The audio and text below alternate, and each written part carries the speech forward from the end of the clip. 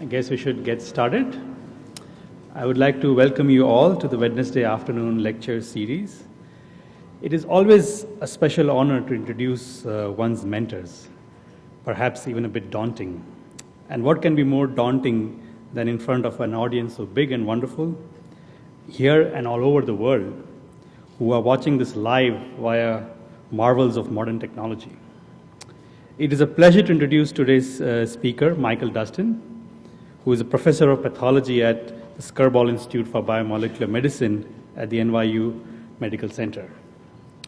Mike obtained his BA in biology from Boston University and obtained his PhD in cell and developmental biology from Harvard University under the guidance of Tim Springer. He then went on to do his postdoctoral work in Stuart Kornfeld's lab at Washington University and then set up his own lab shortly thereafter in 1993 at Washington University. As a graduate student with Tim Springer, Mike made many fundamental discoveries that have shaped his career. Among the most noteworthy, in my opinion, was the discovery of the concept of inside-out signaling, wherein T-cell adhesion via the integrin LFA1 requires signaling from the TCR. This led to the proposal of the stop signal hypothesis, again from Mike, that has been the dominant paradigm in understanding T-cell motility in vivo during an immune response.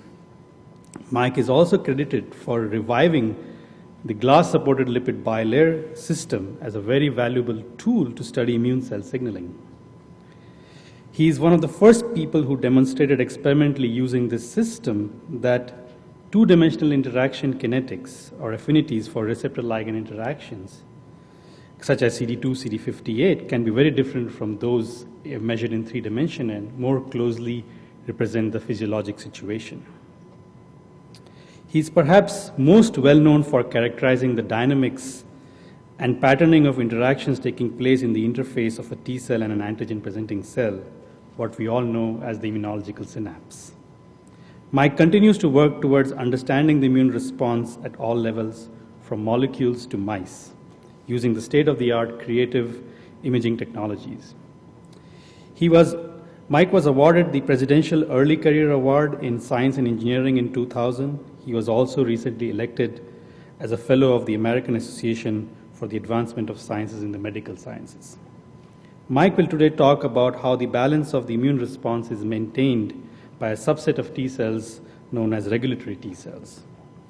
PKC-theta was discovered as one of the first components of the immunological synapse and is generally known as a positive regulator of effector T cell function.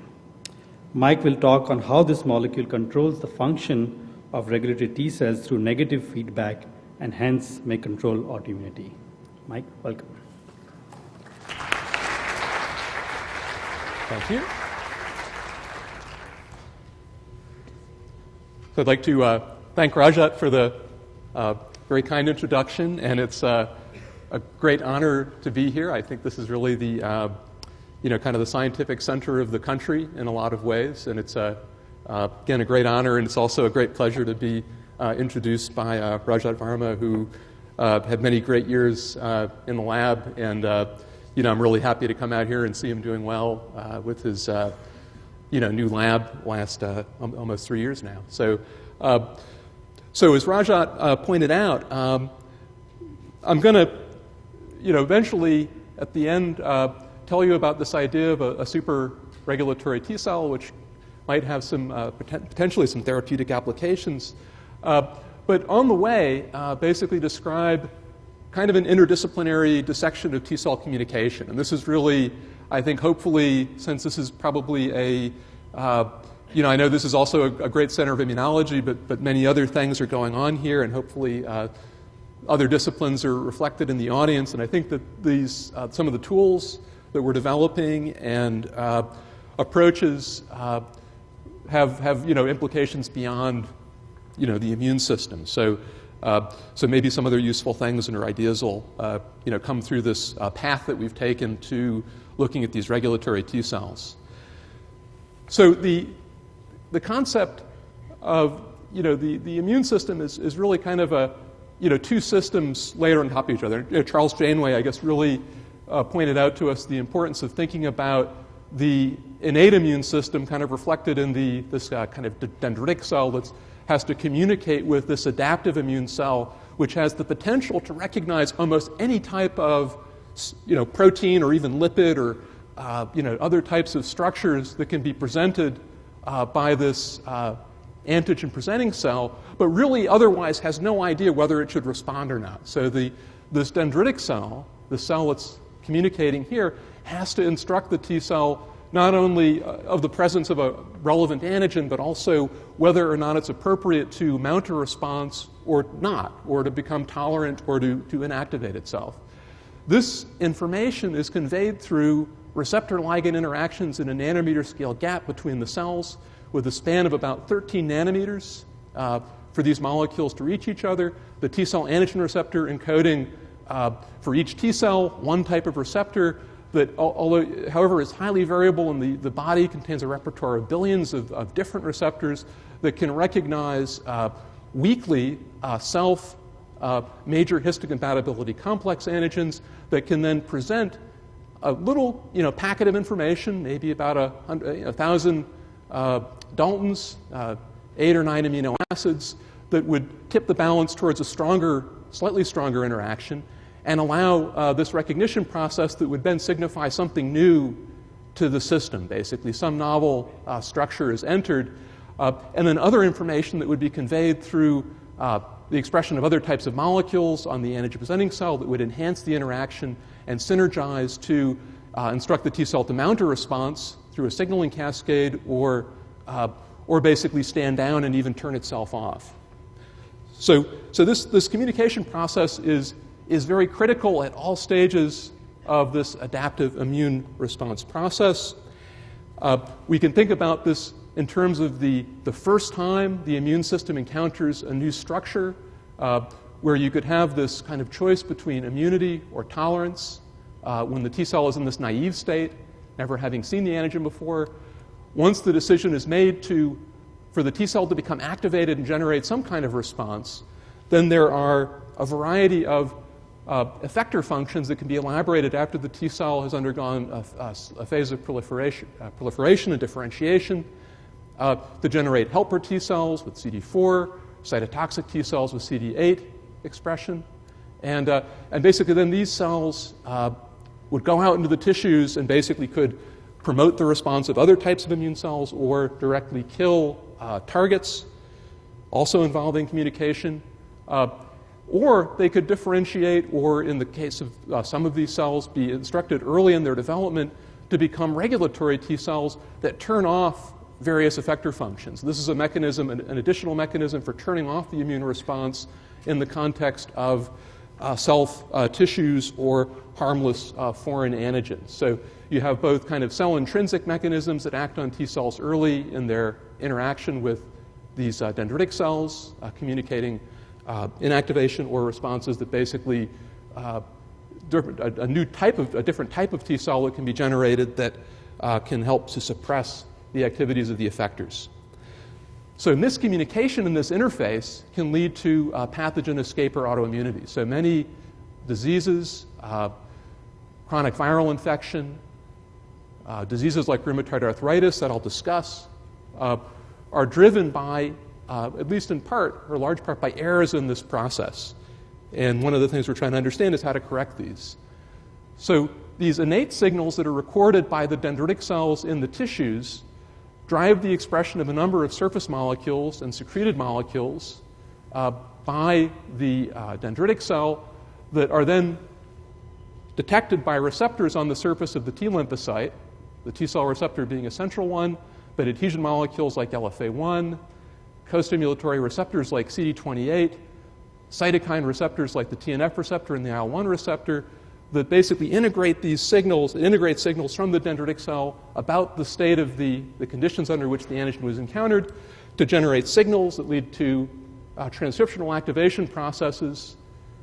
So some very famous transcription factors in the T cell activation process, signals to activate metabolic pathways that allow cell growth, proliferation, growth factor production, and other molecules that are involved in cell-cell communication. So this process of communication, again, activates a pathway in the T cells, and one of the molecules Rajat mentioned that's going to be central in this talk is protein kinase C theta.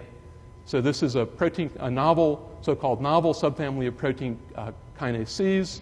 It's basically diacylglycerol responsive, but calcium insensitive, and it drives, at least in part, the activation of the NF-κB transcription factor and has other activities that will become critical as I go forward in the talk. So just a little bit more on regulatory cells. When T cells are activated by this process with the dendritic cell, they undergo differentiation, and with the given antigen specificity, can basically take on different functional characteristics. Th17 cells drive responses to extracellular bacteria. Th1 cells are very well tuned to respond to intracellular pathogens like viruses. Th2 cells to parasites and extracellular pathogens are also involved in asthma. All these cells have memory pathways. And then there's this population of regulatory T cells that, again, feeds back on all of these populations to inhibit their activity and are critical for prevention of autoimmunity. If you lack these cells through a genetic lesion like the loss of the transcription factor FOXP3, you have a fatal autoimmune disease that will kill you in infancy. So basically, these cells are early in life. So these cells are critical for maintaining immune homeostasis. However, in order to have effective immune responses, you need to temporarily suppress the activity of these cells, and there are pathways including these cytokines I mentioned before and sphingosine 1-phosphate, lipid mediator, that can basically contribute to this inactivation process for the regulatory T cells. So in this talk, what I want to do basically is take you through this communication process, a concept of the immunological synapse formed between the T cell and antigen-presenting cell, and basically the signaling mechanisms and structures that basically make up this specialized cell-cell junction. Talk about protein kinase C theta and an unexpected activity of PKC theta in mechanobiology, an area of biology that deals with the sensation and production of force by cells to form tissues and organs and immune responses. And finally, to talk about the role of protein kinase C theta in the control of these regulatory T cells in an unexpected fashion, that I will basically build a case for this axis potentially generating kind of a super-regulatory T cell that might be useful in the context of stopping inflammatory disease. So while I'm here at NIH, I need to basically give credit where credit is due, and the concept of the immunological synapse as a communication interface between T cells and targets or antigen-presenting cells was originally described by Michael Norcross here at the NIH Laboratory of Immunology in this review article back in 1984. So he had an insight that a lot of the things that were happening in immunology at this time, the discovery of the T cell receptor, the discovery of calcium signaling in the process of T cell activation, the description of cytotoxicity based on perforin secretion from cytotoxic cells, all kind of came together to suggest that T cells would have some kind of specialized synaptic structure that would allow them to communicate with other cell types. And this this concept basically was then in the literature and was called upon a few times in the next 15 or so years, but basically really became a compelling concept to build on with work from Avi Kupfer. And actually, Kupfer's work, if you think about it, started back in that same period around 1984. They started looking at the cell biology of T cells interacting with antigen-presenting cells, and the series of studies kind of culminated in a imaging study published in 1998 where they described using very high-resolution 3D deconvolution fluorescence microscopy the structure of the interface between an antigen-specific T cell and a B cell presenting an appropriate MHC-peptide complex. And what he was visualizing was protein kinase C theta, the signaling molecule associated with the T cell receptor, and talin, a cytoskeletal protein associated with integrin-dependent adhesion. And he observed this remarkable organization of the adhesion system into a ring-like junction with this central cluster of protein kinase C theta. And these distributions mirrored the pattern of LFA1, the adhesion molecule, and the T-cell receptor itself in this central structure. So, and this is, basically what you're looking at is this is a side view of the conjugate. This is a side view of these molecular distributions. You can see this dramatic movement of PKC theta, which is normally cytoplasmic, to the interface. And this is an en-face view, allowing you to see basically the T-cell's view of this interface. So, as Rajat mentioned, I came out of an cell adhesion background, and we were in parallel studying the function of some adhesion molecules, LFA1 and CD2, in the context of T-cell activation, and described very similar patterns in the same time frame. And obviously, we were greatly inspired by some descriptions of Kupfer's work, but really kind of, these patterns emerged from combining these two ligands. But this wasn't in a cell-cell junction, as Kupfer's work was, but was using a model system that I started working with as a graduate student that Rajat mentioned, based on using supported planar bilayers. This is a technology developed by Hardin McConnell at Stanford in the late 1970s and early 1980s. And this is basically a little kind of a structural schematic of a GPI-anchored protein Thi1. And the reason I popped this up is that McConnell, in this review in '96, speculated that lipid-anchored proteins like Thi1 and the adhesion molecule CD58 that I was working on, if they were incorporated into one of these supported planar bilayers that they developed, might display lateral mobility. And that's what I'm showing you here, basically, is particles linked to, say, a CD58 molecule incorporated into one of these glass-supported planar bilayers, displaying free diffusion on the surface, on one of these surfaces. So you have a lipid film deposited on a glass surface by fusion of small vesicles to the glass surface, which happens spontaneously. It's a very simple process. And these are tagged with small fluorescent beads that allowed us to track these with John Heuser at video rate in real time. So basically, you're seeing the real movement, and I guess to give you a scale, like a cell would be about this large. That's about 10 microns, that area that I'm circling here.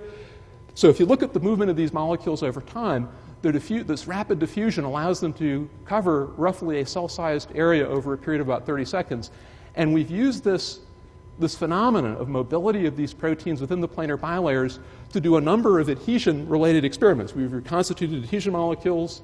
When I was a student back in 1987, we used this to reconstitute the function of the CD58 adhesion molecule and to measure two-dimensional affinities. We've done a number of studies starting in 1996, where we actually measured the affinity for adhesion molecules in an interface, so in situ, and also more recently, two-dimensional kinetic rates by photobleaching recovery. And this is basically an image of some cells interacting with one of these bilayers. This interference reflection microscopy method shows you where the contacts are with the substrate.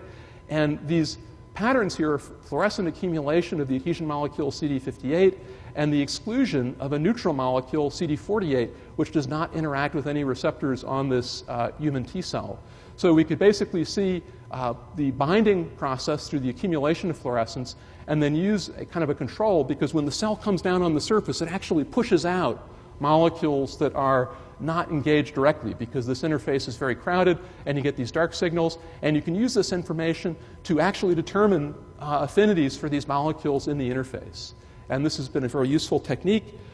With respect to the immunological synapse, with Mark Davis and groups at Washington University in the mid-1990s, we basically set out to reconstitute this activation process using lipid-anchored MHC-peptide complexes in ICAM1, putting these into liposomes, fusing these to the glass surface, and then combining these with T cells from transgenic mice that were specific to the particular MHC-peptide complexes, setting this up on a microscope and imaging this system, which was functional in activating T cells. So this shows that with just two components in the planar bilayer, the adhesion molecule ICAM1 and the MHC-peptide complexes, that we could induce proliferation of the T cells. This is a functional reconstitution, and the sensitivity is within an order of magnitude of what you'd see with a T cell antigen-presenting cell interaction. So when we reconstituted this with green fluorescent MHC-peptide complexes and red fluorescent ICAM1, we can now image the dynamics of the interaction between the T cell and the substrate. And what we were able to visualize was early interaction patterns that were quite distinct from what Kupfer had described as these kind of central TCR clusters and rings of LFA1. Initially, in many cases, we saw these central adhesion molecule distributions, the ICAM1 LFA1 interaction in the center and the MHC-peptide interaction of the T-cell receptor in the periphery. And then if we basically studied this over a period of a few minutes, we could see the inversion of this pattern to form the structure that Kupfer had described. So what we could see is an active physical process that generated this kind of very stable adhesive junction. And at 1 hour, basically, you see the central TCR cluster with this ring of adhesion molecules. And the speculation at the time from both Kupfer's work and our work was that the central structure might have something to do with sustained signaling, but we knew it wasn't required for sustained signaling because, at least it wasn't required for initiating signaling because we saw calcium even when these early peripheral engagement events were taking place. And it's a large-scale structure, so the T-cell really spreads on the surface and generates a contact interface that's about the same size as the T-cell itself. So the structures, these very distinct structures that were seen in both systems, this hybrid junction with the T-cell planar bilayer or the T-cell B-cell tumor interaction, revealed this adhesion ring surrounding this antigen receptor cluster. And Kupfer had described these structures as supramolecular activation complexes. And I think this is an excellent term. Supramolecular systems in chemistry are basically large non-covalent systems. And these are certainly large non-covalent assemblies organized by the membrane and the cytoskeleton in the interface to allow a communication with the antigen-presenting cell. So he described the central supramolecular activation cluster, CSMAC, as the central TCR and PKC theta rich structure. And the PSMAC, or peripheral supramolecular activation cluster, is this ring of adhesion molecules. And subsequently, examination of other molecules revealed a distal SMAC, or DSMAC, which was rich in CD45. And this is, again, the planar bilayer system and the cell systems agreed beautifully on the distribution of these molecules under conditions where T cells were fully activated.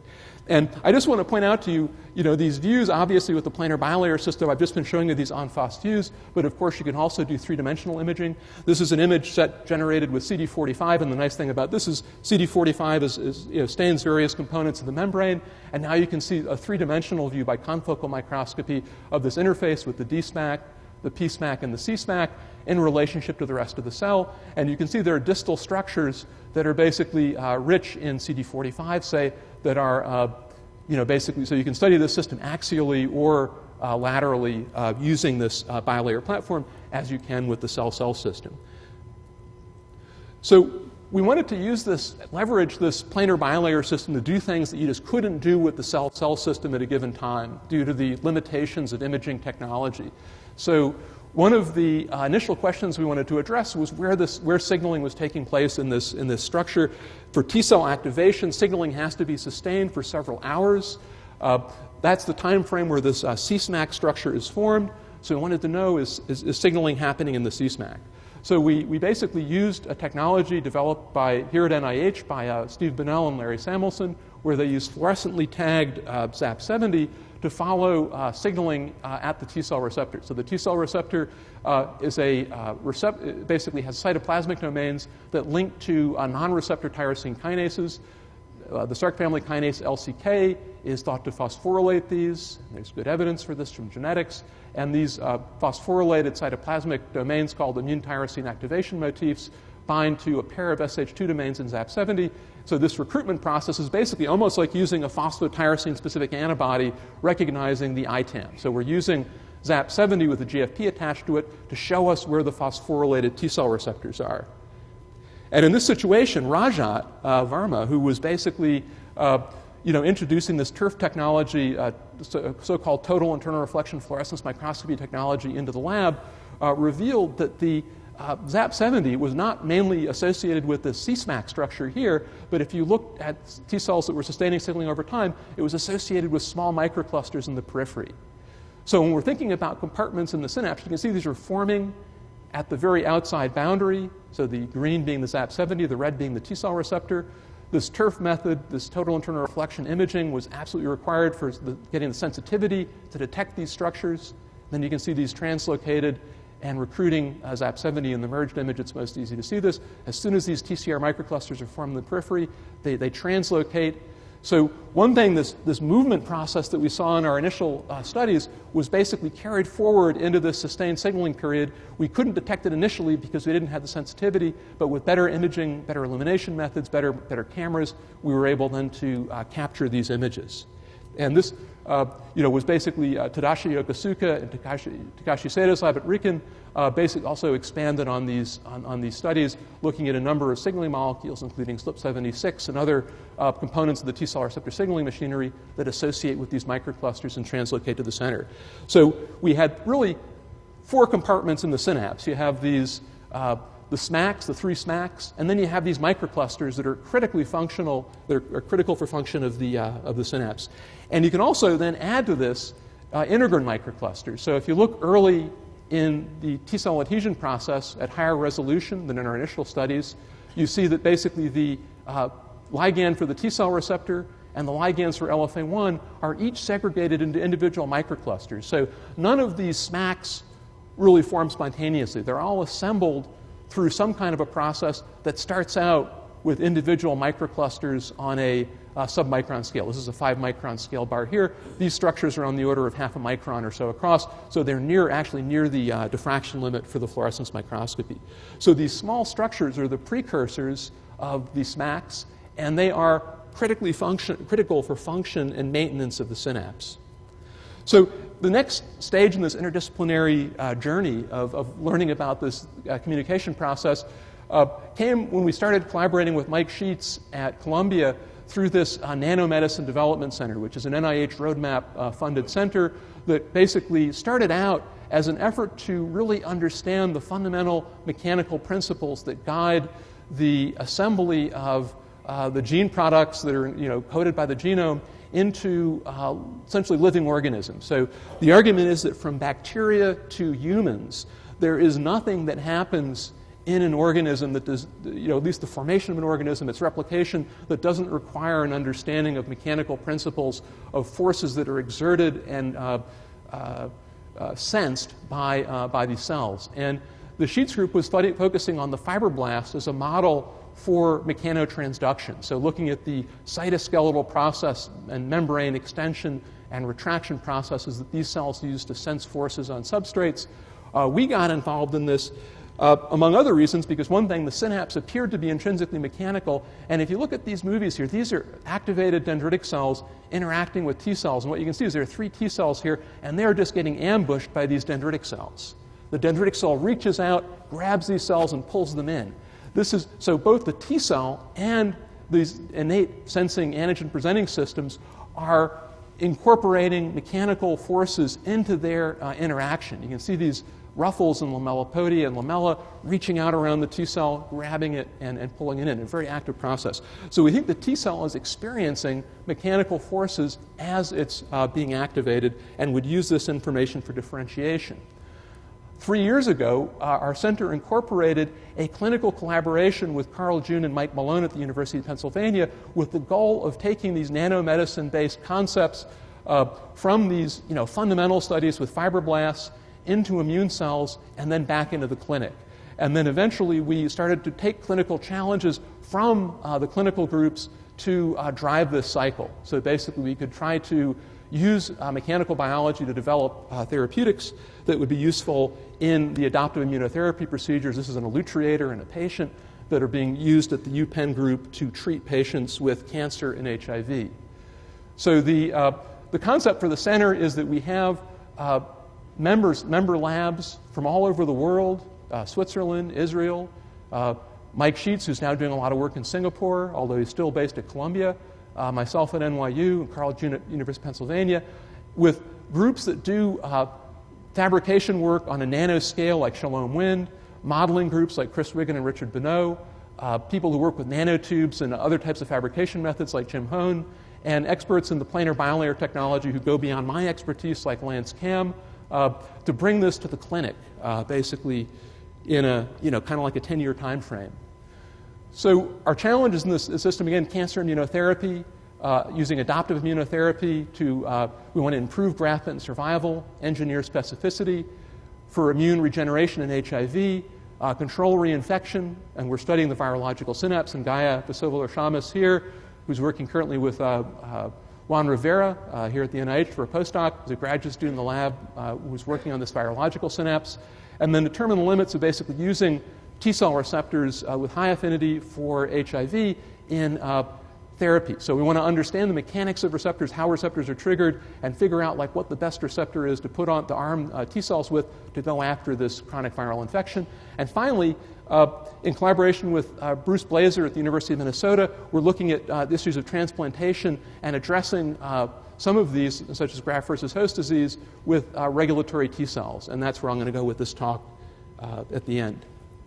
So the mechanical biology of the synapse, we started working with Mike Sheetz's group and compared mechanosensing modules in fibroblasts, Drosophila, and these T cells. And this is a movie that Tasha Sims generated with the Sheetz group, where she labeled T cells with fluorescent dyes, used total internal reflection fluorescence microscopy to look at the interface, and then Chris Wiggins developed an algorithm to track the outside, the perimeter of the cell, and look at the behavior, these very dynamic behaviors, and quantify them. And what we learned by plotting the perimeter of the, basically this is just a length along the perimeter of the cell versus time, and then with red for extension and blue for retraction, is that cells engage in these extension retraction cycles that are kind of a fundamental mechanical sensing mechanism in the fibroblasts, in the Drosophila cells, and in the T cells. And these kind of lateral waves in this DSMAC structure in the immune cell are a fundamental force sensing module. So that's, so really learn something very basic about this. And furthermore, we followed this up and looked at the mechanisms that control the motility of the T cell. So Rajat mentioned the stop signal model. Synapses are stable, and the PSMAC symmetry appears to control this. And Tasha Sims did some experiments shown here where she labeled ICAM1 and looked at these adhesion rings. And what she noted was that naive T cells that are basically integrating signals from a uniform substrate undergo these spontaneous symmetry breaking events and relocations that reflect the mechanical status of this PSMAC adhesion structure. So when it's symmetric, they're stationary. When they're going to move, the symmetry breaks just before they start to move. So symmetry breaking in this system is a critical part of the control of motility, and I'll show you a movie in a moment that maybe helps understand this better. However, we were able to set up understand a genetic module that controls this. So basically, the actin regulator WASP, when it was knocked out, you generated T cells that could initially form synapses, but then always would break symmetry and never were able to reform synapses. So WASP, this actin polymerization regulator, is needed to knit the synapse back together after symmetry is broken and allow cells to reform synapses with adjacent antigen-presenting cells. On the other hand, let's see. I don't know why this isn't playing. So PKC theta, which I mentioned before, is surprisingly involved in this symmetry breaking process. If you look at PKC theta deficient mice, they have hyperstable synapses, and if we use a protein kinase C theta inhibitor, small molecule generated by Boehringer Ingelheim, we were able to restore synapses in the WASP deficient cells that had broken symmetry and would otherwise not reform synapses. We could rescue these by inhibiting protein kinase C theta. So protein kinase C theta seems to be upstream of WASP in controlling synapse stability. PKC theta breaks the synapses, and WASP restores them in wild-type cells, and we could control this genetically in these T cells. Now, there are complications with PKC theta in terms of understanding the functional implications, because PKC theta is also important for transcriptional regulation in the T cells, and we'll get to that in a moment. So this idea that you had T cells that were forming stable junctions and then other moments, at a moment later, breaking symmetry and moving, suggested two modes of signal integration by T cells that we wanted to consider. So synapses that were inherently stable and had these three kind of radial, this like bullseye-like organization, which reflected the ability of these cells to stop their motility, and another set of cells that basically, or another period in the cell's cycle of interactions where they would break symmetry and move through a structure we refer to as a synapse. And in these cells, you have really the same elements, the same mechanical components, but rather than radially symmetric, they're asymmetric, and this drives directed motility. And these cells can interconvert these processes, so PKC theta contributing to symmetry breaking, and WASP contributing to the restoration of symmetry. So, in fact, we've used protein kinase C theta inhibitors to stabilize synapses and found functionally with Yuri Seikolev's group that this actually improves killing of cytotoxic T cells in vitro in vitro assays. And the improvement level is about threefold. So a cytotoxic T cell that tries to kill from this kind of a situation is less efficient than one that uses this kind of a symmetric system. And we think this is because the C-SMAC is a target for secretion, as revealed in work from Gillian Griffith's group. And basically, if you have this kind of configuration, you don't efficiently direct the secretion of cytotoxic agents towards the target. So in the effector phase, the synapse is a stable connection by definition. We propose this kinapse term based on joining a root for motion with this root for junction as a moving junction, as distinct. And in fact, if you think about it, kinapses, these mobile junctions, may be more pro-inflammatory because the synapse tends to confine secretions to the interface, whereas the kinapse tends to release these pro-inflammatory mediators so they have increased bystander effects. So in some contexts, we could think of these as being pro-inflammatory. And in fact, if you look at in vivo microscopy of immune responses in response to inflammation, which obviously Ron Germain here is one of the world's leaders in this area. We adopted this back in 2003, 2004 as a method for imaging deep in tissues using 2-photon fluorescence microscopy, which could allow us to scan fluorescently labeled lymphocytes in various contexts in vivo and follow their activation. And I just want to kind of show you a gallery of movies. I'm not going to go into any detail here, but just to kind of think about stable interactions versus dynamic interactions in vivo and the context in which we're seeing these. So in studies with Maria Grazia-Rocco and Sandra Damari at NYU, we found that tumor immunity, and other groups concur with this, is very critically dependent upon stable T-cell tumor cell interactions. So the blue is the tumor cells, the red is the blood vessels, and the green are lymphocytes. Lymphocytes that are outside the tumor are very dynamic. Lymphocytes that are inside the tumor under conditions of rejection form very stable junctions. So synapses are important in tumor immunotherapy. In bacterial infection and responses to listeria in the spleen, green are dendritic cells, blue are T cells. T cells are, the red is the bacteria. T cells are entering infected sites and interacting stably with the dendritic cells, and this process leads to eradication of the bacterial foci over a period of about a week. So this process, again, synapse is correlated with effective host defense against cancer and bacterial infection. Now, interestingly, in the same infection in a different tissue in the liver, you have these foci, and this is just kind of the upper edge of a foci, a bacterial infection foci here in the liver. The antigen-specific T cells in this situation can't enter this anoxic region. If they enter this region, they get trapped and they can't move. And this is not because they're synapsing, it's just because they basically can't move in these anoxic zones in the liver, which correspond to the sites of bacterial infection. Instead, they move around rapidly in the sinusoidal network surrounding the infection site and interact with these red antigen-presenting cells, and we think they basically prepare the tissue to intercept any bacteria that escape this focus. The bacteria in the focus are destroyed by neutrophils and monocytes that are invading the structure, and through these concerted activities, the infection is basically cleared through a kinapse-like mechanism, basically a very dynamic mechanism. In the healthy gut, you also have, and I'm sorry this is a little bit dim, but there are red and green cells that are moving around here. They're both moving rapidly. The regulatory T cells are green. Pro-inflammatory Th17 cells are red. This is a healthy animal.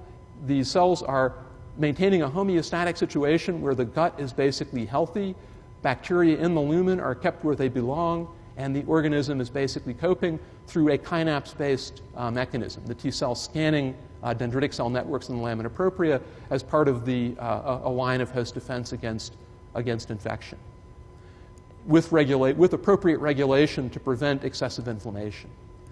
So in two immunopathology contexts, Jian Kim in the lab has been looking at the T cells in the spinal cord during EAE, which is a experimental autoimmune encephalomyelitis, a model for autoimmune disease, and T cells in the spinal cord move up and down in parallel with the nerve tracts, the myelin tracts, and through these dynamic interactions are obviously inducing debilitating inflammation causing paralysis in this mouse model. With Dorian McGavran who's now here at the NIH, these studies were started when he was investigator at Scripps. Jian Kim in my lab basically did some imaging studies of T cells that are reacting to lymphocytic choriomeningitis virus, so a viral infection in the meninges. These T cells do not arrest in this context. They continue to form synapses in contact with infected stromal cells in the lining of the brain.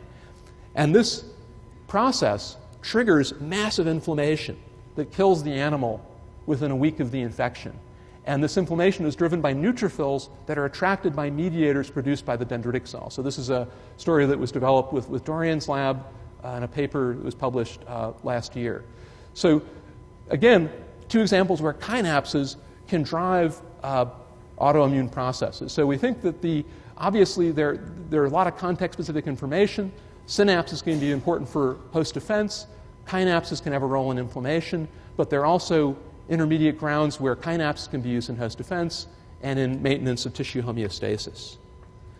So I want to go back to the synapse, and the cytoskeletal organization of the synapse was revealed by these movies using GFP actin and looking by confocal microscopy in the synapse model. And what we can see is the mechanics of this are quite remarkable, that you have this actin treadmilling, centripetal treadmilling that's moving inwards. This is what drives the T cell receptor microclusters in towards the center. There's this actin-depleted zone where the C-SMAC is located, and I'll show you some C-SMAC structures in a moment. And myosin 2 is also engaged in this streaming motion. So myosin light chain kinase GFP in the synapse. You can see this radial motion moving, pushing these molecules in.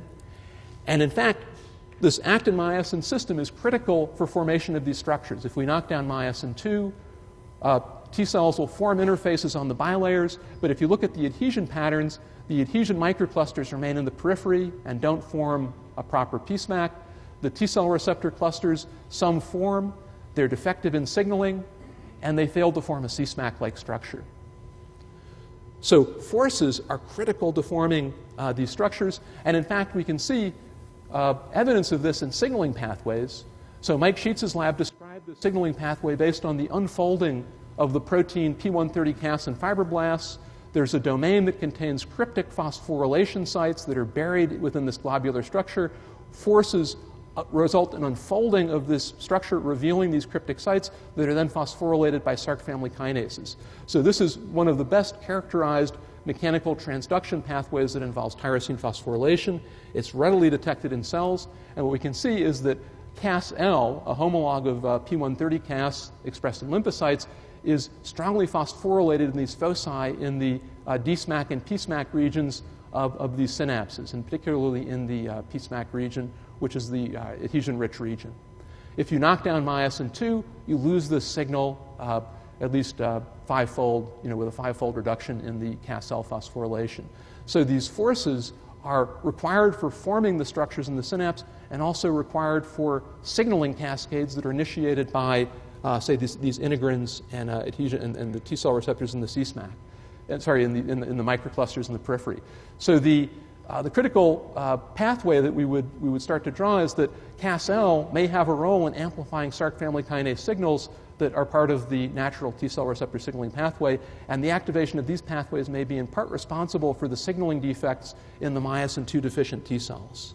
So again, forces are critical. So you have this process of microcluster formation in these actin-rich zones, centripetal flow powered by actin and myosin 2, assembling these supramolecular structures and moving the TCR to the verge of being in the C-SMAC. Myosin 2 activity is required for TCR signaling.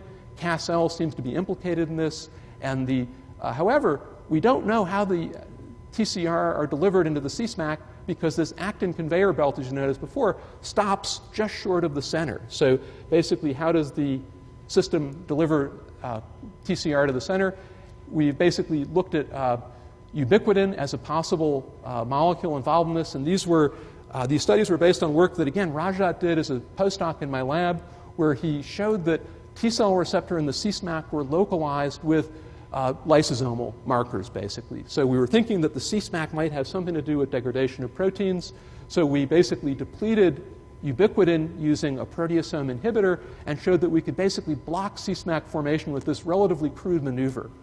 So to become more specific about this, we looked at the ubiquitin recognizing components of the endosomal sorting complexes required for transport or escort, HRS and TSG101. We knocked down both of these by siRNA. HRS didn't have much of a phenotype. TSG101 had a very strong phenotype. And that's shown here, which control siRNA, you form the C-SMAC. With the TSG101 siRNA, you fail to move the receptors into the center, and the microclusters basically pile up at the junction between the P-SMAC and the C-SMAC. So you need this TSG101 protein to form this C-SMAC structure.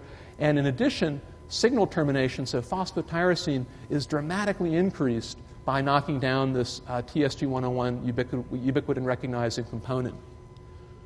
So we did a rescue experiment and showed that TSG101 wild type human TSG101 can rescue the knockdown of the mouse TSG101, seen here in terms of C-SMAC formation and reduction in phosphotyrosine. And if you mutate the ubiquitin recognizing component of the UEV domain of TSG101, which recognizes ubiquitinated residues and receptors, basically if you mutate this site, you don't rescue. So basically the ubiquitin recognizing capacity of TSG101 is required for formation of the C-SMAC structure. As I mentioned before, this is the experiment that Rajat had done. The TSG101, in the presence of TSG101, the T-cell receptors form the C-SMAC. This is co-localized with this lysobisphosphatidic acid marker that is part of the degradative machinery involved in forming multivesicular bodies and degradation of membrane proteins. These are co-localized in the wild type. In the TSG101 knockout, we see that we can completely segregate these signals. So LBPA-positive compartments are still collected in this region, but T-cell receptor in red is not delivered into these structures. They're completely segregated. So a real surprise came when we started looking at what structures are formed in these co-localized with these LBPA-positive compartments. We were thinking these would be cytoplasmic multivesicular bodies. What we found with electron microscopy is that the structures that we found in the C-SMAC were actually extracellular vesicles. And you look at in the initial time periods without MHC-peptide complexes, without antigen, you see none of these vesicles. Within 5 minutes, you see just a flat interface, but by 10 minutes, you start to form these extracellular structures, and by 15 minutes, you have vesicles accumulating in the extracellular space by electron microscopy, work done by Jaime Lodra and Kaushik Chuduri. And this is basically a blow-up view of this. This is the T cell forming the synapse. This is the planar bilayer. You see these extracellular vesicles. So the T cell receptor signal that we're picking up in these cells is actually not all in the T cell, but now is actually accumulating in these vesicles that are extruded from the T cell plasma membrane. So we've done many EMs on this, and at one point we thought that these might be exosomes from secreted multivesicular bodies, but we're now fairly convinced that these are being extruded from the surface just like HIV. So if you think about the way HIV buds from the surface in this TSG101 dependent process, it seems that the physiological correlate of this is this T cell receptor shedding process in the C-SMAC. So T cells already knew how to do this evolutionarily. HIV just seems to have exploited this. And this is a tomogram, so basically a very high resolution three-dimensional electron microscopy experiment. And these can be traced, and this is basically the plasma membrane of the T cell, the planar bilayer, and these extracellular vesicles in this model. And I was just in in Utah last week looking at the mountains, and the topology of these surfaces actually kind of is reminiscent of this. But you have these these beautiful structures that are basically forming in the interface, and we can also start to trace out adhesion structures, and we suspect that these are LFA1 clusters that are basically tacking the membrane down to the surface. And then these vesicles are also adhering to the surface through the T cell receptor. So the function of these structures is unknown at this point, but we're very intrigued that this seems to be a major pathway for disposing of spent T cell receptors. What we suspect is that these aren't done in terms of their function in the immune response, but may actually then be transferred to the antigen-presenting cell and may convey information to the antigen-presenting cell regarding the history of the interaction and the number of receptors engaged. So TSG101 is a critical requirement, is required for C-SMAC formation. Ubiquitin recognition by TSG101 is critical. TCR appear to bud into the synaptic cleft, perhaps a mode of communication that we're studying, basically following up on this. And this budding may be the physiological correlate of TSG101's role in HIV budding from the plasma membrane. So the virus really only had to co-opt this existing pathway in order to generate the virological synapse, which uses the transfer virus from T cell to T cell. So now Treg. So postdoc in my lab, Alexander Zainanzarov, came to the lab with an interest in regulatory T cells, and she basically had experience with human T cell, human Treg, so she purified regulatory T cells. I could spend a lot of time arguing, I guess, with people about the purification methods, but we think we're about 80% pure in the Tregs and probably 100% pure in the T effectors, but these are a mixture of naive and memory cells from the human peripheral blood. So basically human system is a bit more complicated than the mouse, but we thought that there were benefits to being in the human system since we eventually wanted to think about human diseases. So the regulatory cells form beautiful immunological synapses that are actually more stable than the effector cell synapses. So you have more of these synapse-like structures evolving in the effectors than in the regulatory T cells, and that's basically reflected here. So effector cells break symmetry around 12 to 20 minutes, as I mentioned before. The regulatory T cells maintain symmetry over a large proportion of them maintain symmetry over a longer period of time, suggesting something about PKC theta. So Alexandra stained PKC theta in the effector cell and regulatory cell synapses and found that the regulatory cell synapses were dramatically depleted of protein kinase C theta. So whereas protein kinase C theta is abundant in the effector cell synapse, it's almost absent in the regulatory cell synapse, and the effector of basically the target PKC theta target karma-1 is also more recruited in the effector than the regulatory cell synapse. So dramatic differences in these populations, and this is part of the pathway to NF-kappa B activation through PKC theta. So where is the PKC theta in the regulatory T cells?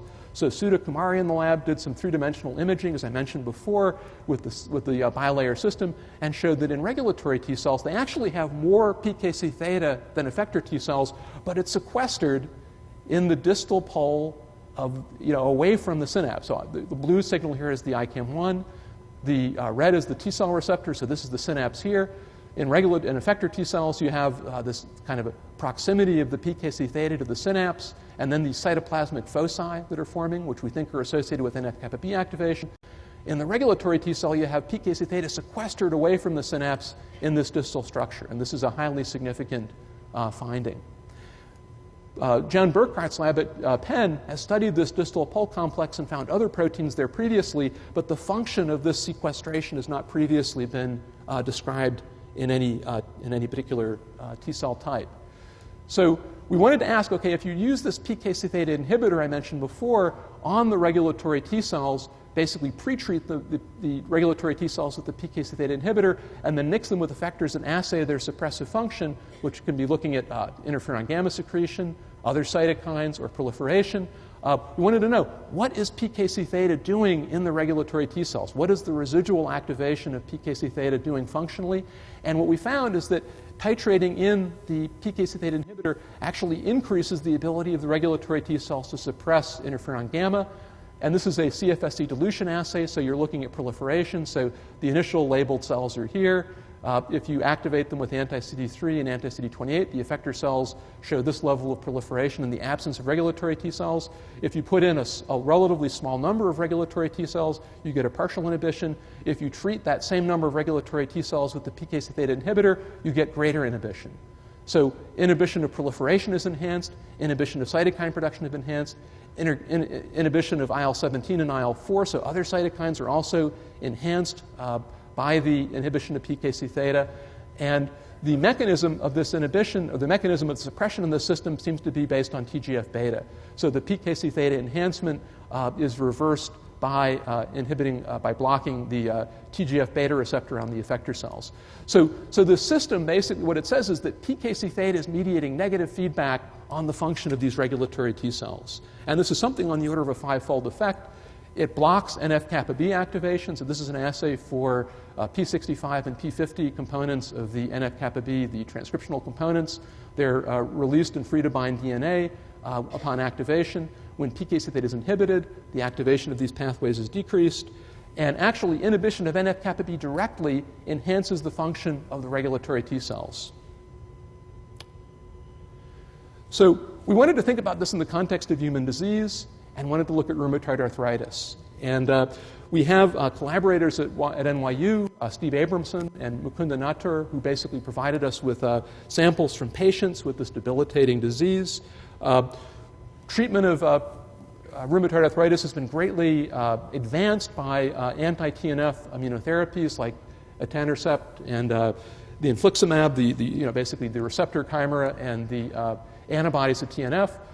However, only about 15% of patients achieve a very strong response. Although many patients receive an effective, significant benefit, the treatment's not perfect. And this is also true of the Remicade or infliximab that basically is the antibody to TNF, which was actually first was licensed from Jan Vilcek at NYU. So obviously NYU's made a lot of money from this therapy, but again, it's the best thing out there, but it's not perfect. So in looking at regulatory T cells from PKC theta deficient patients, we found a negative trend in inhibition of interferon gamma production, increasing with increasing disease scores. This is a disease active score, a clinical measure of rheumatoid arthritis activity. So the worse the patient, the worse their Tregs.